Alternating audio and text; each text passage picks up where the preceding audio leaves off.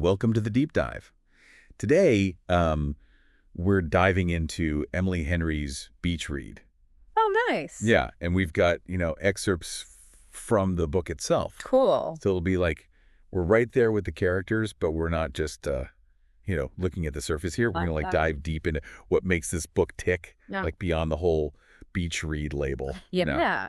It's fascinating because on the surface you have this light summary romance, but when you really examine the excerpts closely, there's so much more going on Exactly. beneath the surface. We've got January, who is a romance novelist who's kind of like suddenly questioning everything she thought she knew about love. Yeah. And then Gus, who's this brooding literary fiction writer next door. Right. And as much as those labels seem to put them in these separate boxes, Henry uses their backstories to challenge those very definitions. Absolutely. When you look at January's writer's block, it stems from this real crisis of faith in happy endings, which is fueled by, discovering her father wasn't the perfect man she thought he was. And then you have Gus, whose cynicism isn't just a personality quirk, it's a shield that he's built after being deeply hurt in the past. It's interesting, though, that even though they're both writers, their writing styles are completely opposite. January writes these hopeful romantic stories, and then Gus's novels are all dark and introspective. Yeah. Their writing reflects their internal struggles. What's brilliant is how Henry uses their writing as this metaphor for their own personal journeys.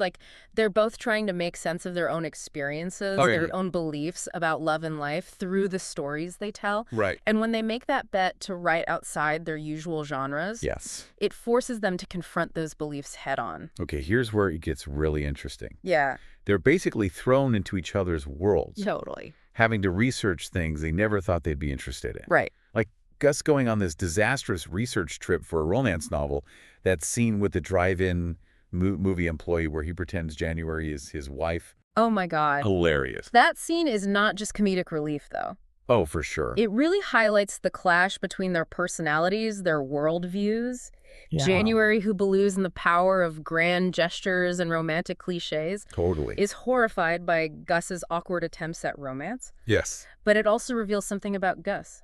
He's willing to step outside his comfort zone, even if he's terrible at it. And January, on the other hand, is forced to confront the reality that real-life romance isn't always as neat and tidy as the stories she writes, Right. It's messy, unpredictable, and sometimes even a little embarrassing. Yeah. But it's also in those moments of awkwardness and vulnerability that they start to connect on a deeper level. Exactly. The bet isn't just about writing a book. It's about challenging their own preconceived notions about love and relationships. Yeah. And it forces them to confront their own emotional baggage in ways they never expected. Right. For example, think about how the beach house, which seems like this typical romantic setting, actually becomes a place where both January and Gus have to face their pasts. That beach house is like a character in itself. Totally. It's a space for healing, for confrontation, and ultimately for transformation. Yeah. And it's interesting how Henry contrasts that idyllic setting with the darker, more complex theme she explores. Exactly. The setting is almost ironic, right? Yeah. You have this picturesque beach town, but underneath that surface,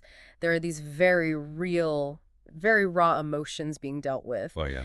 January struggling with her grief over her father and the discovery of his infidelity, while Gus is haunted by a past trauma we only get glimpses of at first. Right. And even the supporting characters like Shoddy and the quirky bookstore owners play a role in their journeys. I love how those supporting characters bring a sense of community and support to the story. Yes. They're not just there for comic relief. No. They offer genuine insight and perspective. Especially Shoddy. She's like the wise best friend we all wish we had. Shoddy is such a well-developed character. Oh. She's funny and supportive, but she also challenges January to think differently about love and relationships. Remember that line where she tells January, falling's the part that takes your breath away? Oh, I love that line. It's like she's encouraging January to embrace the vulnerability that comes with love, even if it leads to heartbreak. It's a reminder that sometimes the most beautiful experiences are the ones that push us outside our comfort zones, the ones that make us feel truly alive, even if they're fleeting. Right.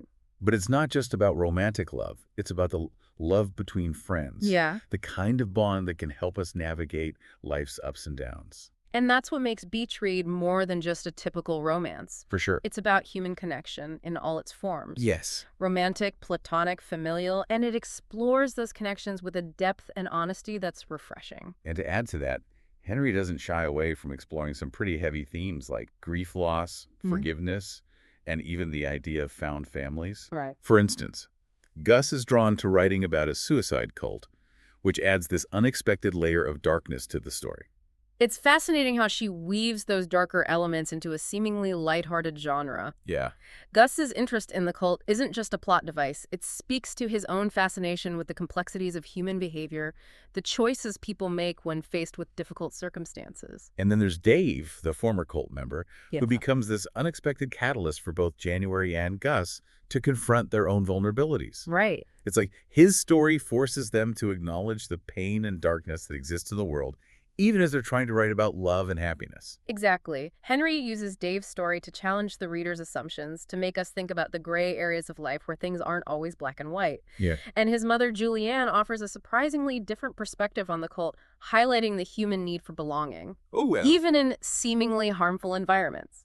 It's a reminder that everyone has a story, even the seemingly minor characters. Yeah. And those stories can challenge our perspectives and broaden our understanding of the world. What's also interesting is how Henry uses symbolism to reinforce these themes. Okay. Think about the recurring motif of the Mobius strip. Yeah. With its single continuous surface, it subtly suggests that things that appear opposite, like January and Gus's writing styles, or their views on love, might be more connected than they initially seem. That's such a cool detail. Yeah. And it ties into the idea that even seemingly lighthearted stories can have a lot of depth and complexity. Absolutely. And that brings us back to the heart of what makes beach reads so compelling.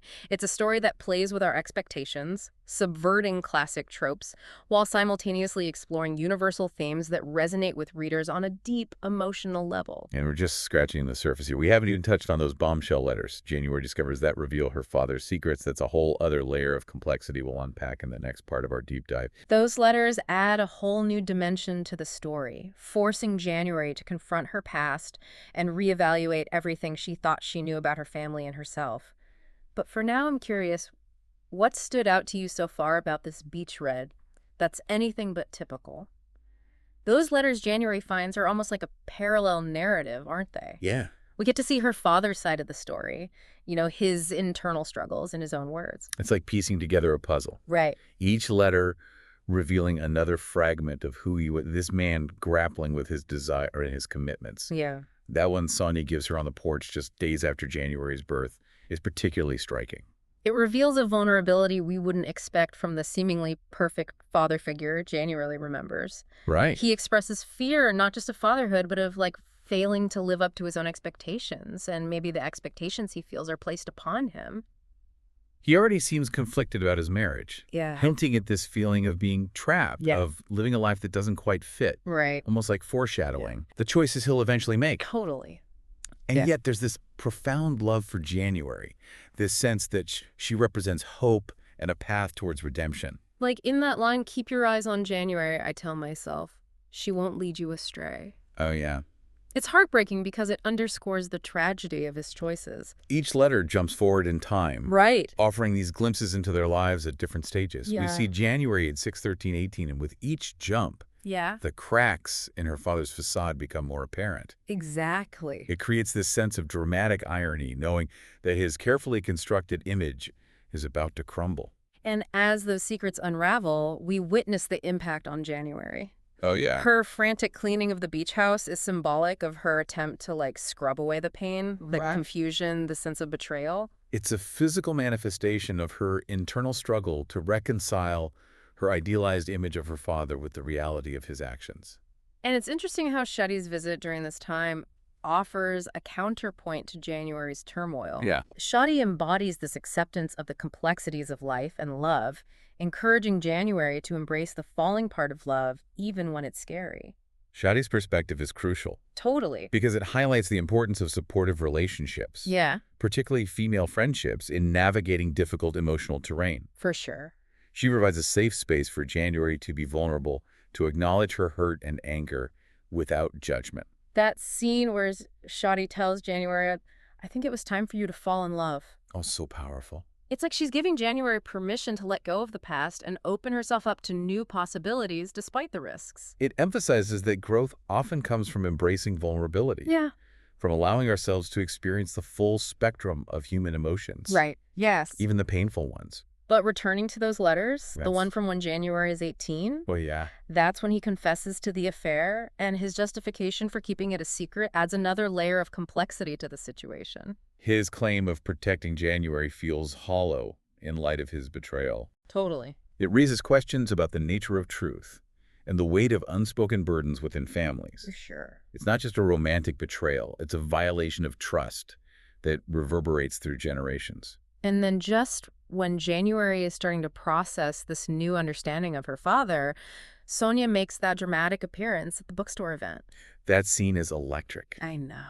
You can feel the tension as unspoken histories and resentments surface. Yeah. Gus's reaction, that mix of flustered awkwardness and concern, Right. only adds to the emotional complexity of the situation. It's a testament to Henry's skill as a writer that she can create such a charged atmosphere with minimal dialogue. Yeah. The reader is left to fill in the gaps, Right. to imagine the unspoken conversations and the weight of shared history between these characters. And then January flees to the alley, needing space to process the emotional whirlwind. It's a classic flight response. Yeah. A desperate attempt to regain a sense of control in a situation that feels overwhelmingly chaotic. And Sonia follows, not to apologize, but to offer a different perspective on the affair. Right. It's not about excusing her actions, but about shedding light on the complexities of the situation, the human frailties that led to those choices. It's a powerful moment because it forces January and the reader to confront the idea that there are always multiple sides to every story.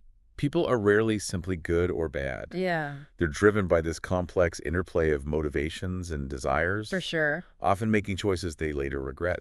Sonia reveals that January's father wanted her to know the truth, desired her forgiveness. Oh, wow. This adds another layer to his character, showing that he wasn't simply callous or indifferent to the pain he caused. Yeah. It underscores the enduring power of parental love, even when marred by mistakes and regret.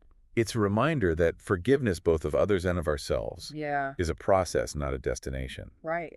It requires compassion, empathy, and a willingness to acknowledge the complexities of human experience. The final letters are incredibly poignant, Yeah. filled with a sense of longing and regret. The imagery of the lighthouse, a beacon of hope and guidance that he ultimately strayed from, underscores the tragedy of his choices and the enduring love for his daughter. Those letters leave January with a profound sense of loss, but also a sense of liberation. Yeah, she's finally confronting the truth about her past, about her father. Yeah. And in doing so, she's taking a step towards healing and self-discovery. But how does she navigate the aftermath of these revelations? Right. How does this impact her budding relationship with Gus? Yeah. We'll delve into that in the final part of our deep dive.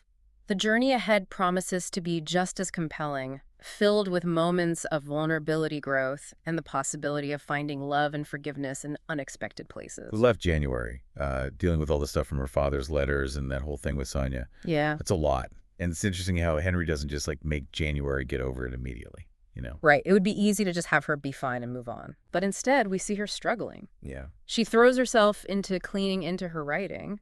Right. It's like she's trying to find some way to deal with all that emotional energy. And her new book, Family Marconi, becomes this reflection of what she's going through. Yeah. The parallels between Eleanor, her main character, and January's own experience with family secrets are pretty obvious. What's cool is how Henry uses January's writing to actually show us how she's working through all these complex emotions. Yeah. Writing for January isn't just her job, it's how she figures out the world. But it's not all about January's internal struggle. Right. Her relationship with Gus also changes a lot after that bookstore thing. Oh, yeah. That scene where she confronts him about his past is intense. So much honesty in that confrontation. Yeah. January accuses Gus of being a hypocrite, basically. Yeah. Judging her for believing in happy endings when he's keeping his own heartbreak a secret. Right. It's a good point, and it makes Gus rethink all his walls. And he doesn't hold back. No, he doesn't. He tells her about his wife leaving him. For the best man at their wedding. Ouch. Talk about a painful experience. It's a side of Gus we haven't really seen before. Totally, this vulnerability under all the cynicism. It's a big moment for them. Yeah. Because it makes them equal. Right. They're both showing their scars, admitting they've been hurt, and that they've put up walls to protect themselves. And by being vulnerable with each other, Yeah. things change. Totally. That scene in the woods with the ruins of New Eden is so symbolic. Oh, yeah. It's powerful. They're surrounded by this failed utopia, right? But they find comfort in each other. It's like even with all the wreckage of the past, something new and hopeful can still happen. And I think that's when they both realize their feelings are more than they thought. Yeah. It's not just physical, it's about finding someone who gets your pain. But even as they get closer, those old fears come back. Oh, yeah. Remember when January freaks out and accuses Gus of pushing her away? She's terrified of ending up like her parents, falling for someone who isn't really there for her. It makes sense though, right? Oh, totally. Her whole world has been flipped upside down by finding out about her dad. Right. It's normal that she'd be scared to trust anyone. And Gus, Yeah. he doesn't try to pretend her fears are dumb. No, he owns up to his own insecurities, his own fear of getting hurt again. But then he does something really surprising. Yeah. He admits he had a crush on her in college. Total game changer. Right. Gus, the cynical, emotionally distant guy, admitting he was into January back when she seemed so confident. It changes everything we thought we knew about them. It shows how we put our own insecurities on other people. Yeah. Gus saw January as this perfect, untouchable person. Right. And January thought Gus wasn't interested. Yeah. But really, they were both dealing with self-doubt. And once they clear up those misunderstandings, their relationship takes off. Yeah. They share their writing, their vulnerabilities. They support each other's dreams. That scene where they read each other's work is so sweet. It shows how powerful it is to find someone who sees you completely flaws and all and loves you anyway. And feeling accepted and understood lets them both let go of their defenses and just be open to love. And that's why the ending is so satisfying. Yeah. It's not a fairy tale. It's real. It's two messed up people choosing to be together. Exactly. The last scene on the beach with January's declaration and Gus's thing about the meteor is perfect. It shows that love isn't about big gestures or perfect moments. Yeah. It's about finding joy in the everyday, even when life is crazy. So looking back, it's obvious that Beach Read is more than just a fluffy romance. Way more. It's about grief, forgiveness, second chances finding yourself while falling in love.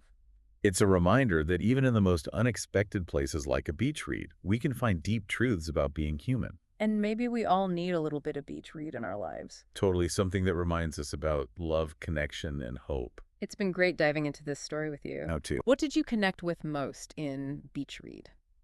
Yeah. What are your thoughts on the characters, the themes, the ending? We'd love to hear from you. Thanks for joining us on this deep dive. Happy reading, everyone.